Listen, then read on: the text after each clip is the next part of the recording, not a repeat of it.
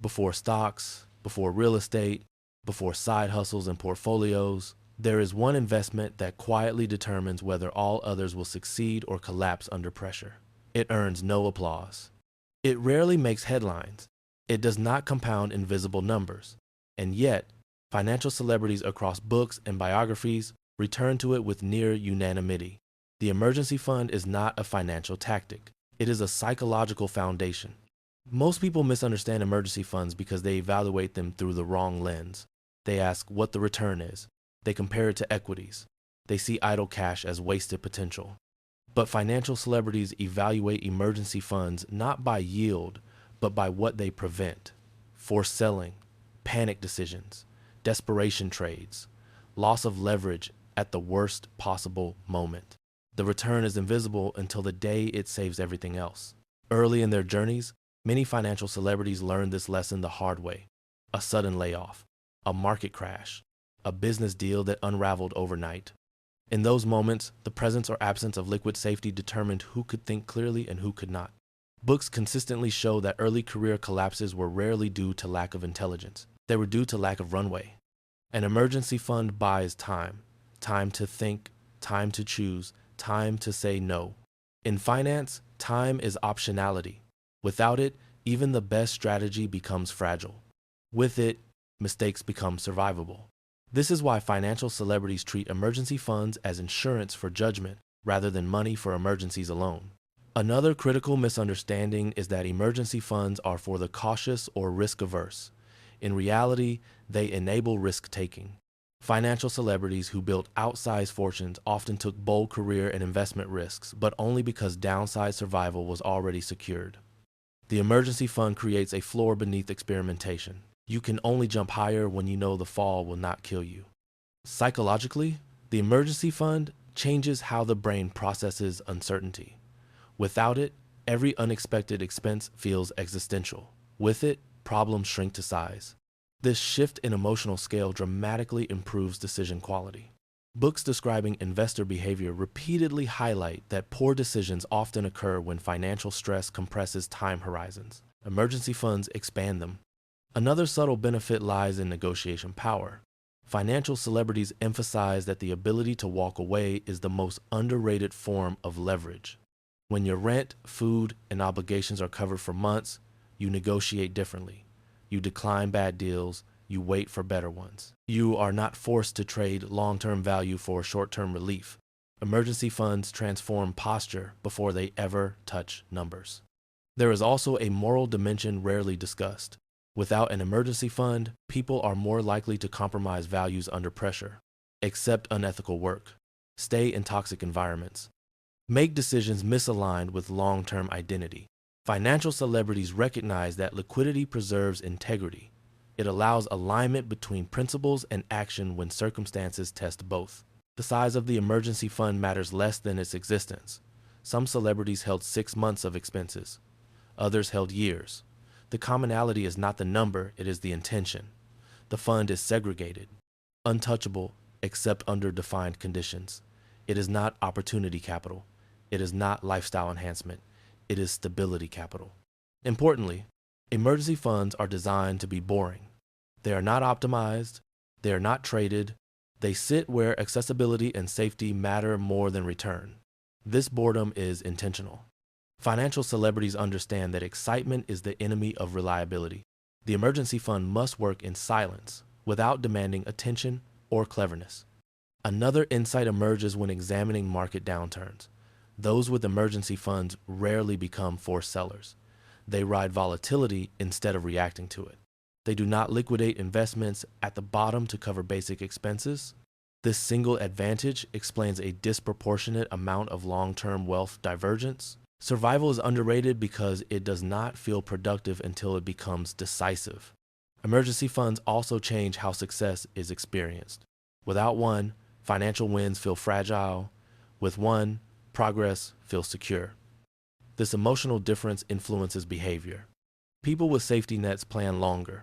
They invest more patiently. They resist lifestyle inflation because they understand the difference between comfort and security. Financial celebrities also frame emergency funds as personal responsibility. Before allocating risk to markets, They ensure risk to life is buffered. This sequencing reflects maturity. You do not ask volatile assets to perform the job of stability. You assign each asset a role. Emergency funds exist to absorb shocks, not to grow. Another overlooked function is stress reduction. Chronic financial stress erodes cognition. It narrows focus. It accelerates burnout. Financial celebrities treat emergency funds as mental health investments. The peace of knowing you can absorb disruption improves sleep, creativity, and restraint. This mental clarity often produces better financial outcomes indirectly. There is also a generational lesson embedded here. Financial celebrities who grew up in instability often overvalue safety later. Those who grew up secure sometimes undervalue it until tested. Books show that those who respect emergency funds early tend to build wealth steadily. Those who skip them often oscillate between growth and collapse.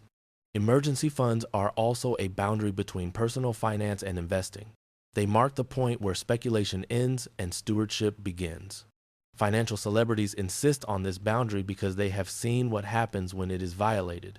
Investments forced to serve emergency needs are robbed of time, and time is the only ingredient investing cannot replace. The paradox is that emergency funds feel most unnecessary right before they become essential. When income is stable, when markets are rising, when confidence is high. This is precisely when financial celebrities reinforce them. Preparation feels excessive until it proves insufficient. And this is where the story begins to narrow. Because once we stop viewing emergency funds as conservative leftovers and start seeing them as the first and most important investment in personal stability, the entire order of financial priorities rearranges itself.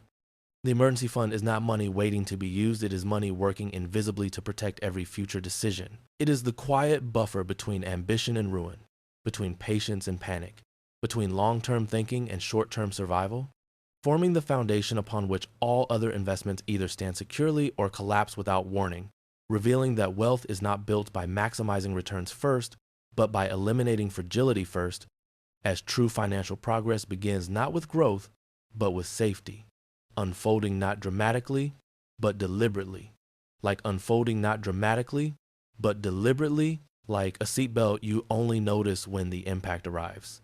And this is where the emergency fund reveals its deepest truth, not as cash sitting idle, but as the invisible structure that allows every other financial decision to function under stress.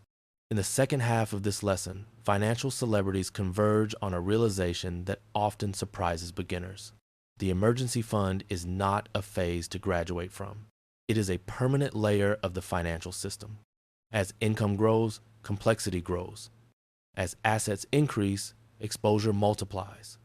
The need for a buffer does not disappear, it changes form.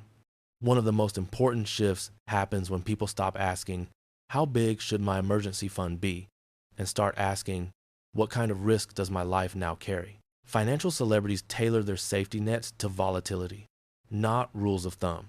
A stable salary requires one structure. Entrepreneurship requires another. Public markets, private businesses, family obligations, health risk, each adds a layer of uncertainty that must be absorbed somewhere. The emergency fund absorbs what diversification cannot. Another crucial insight is that emergency funds protect identity, not just expenses. Without one, people cling to jobs they hate, businesses they've outgrown, or investments they no longer believe in. With one, identity becomes flexible. You can change direction without collapsing. Financial celebrities repeatedly emphasize that freedom of choice is the highest return any asset can generate, and emergency funds are the down payment on that freedom.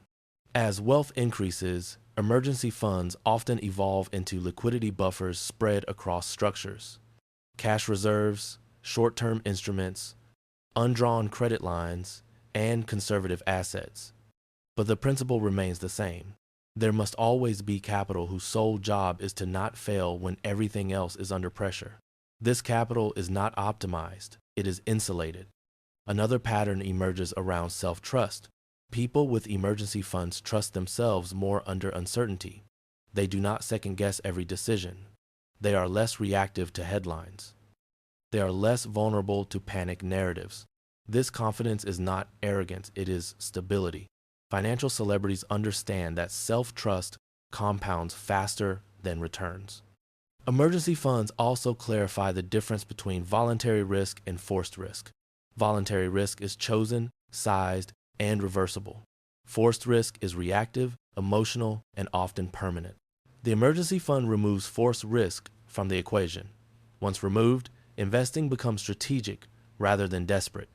Importantly, financial celebrities warn against the temptation to blur boundaries once things go well, using emergency funds for great opportunities. Treating them as backup capital for investments, this erosion usually happens during optimism and proves catastrophic during downturns.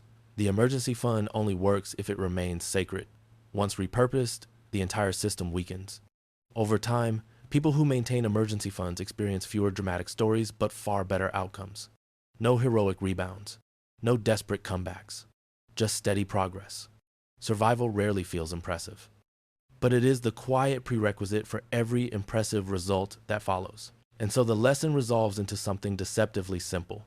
Before chasing returns, remove fragility. Before seeking growth, secure survival. Before asking money to multiply, ask it to protect your ability to choose wisely under pressure. Financial celebrities did not build wealth by being reckless early. They built it by making sure no single moment could end the game. If this reflection resonated with you, pause and ask yourself one question. If income stopped tomorrow, how long could your life continue unchanged? The answer is not a source of shame, it is a map. Share that thought. And if you want to keep building wealth from a position of strength rather than urgency, stay connected. Subscribe, follow, and return. Because the first investment is not the one that makes you rich, it is the one that ensures you never have to start over.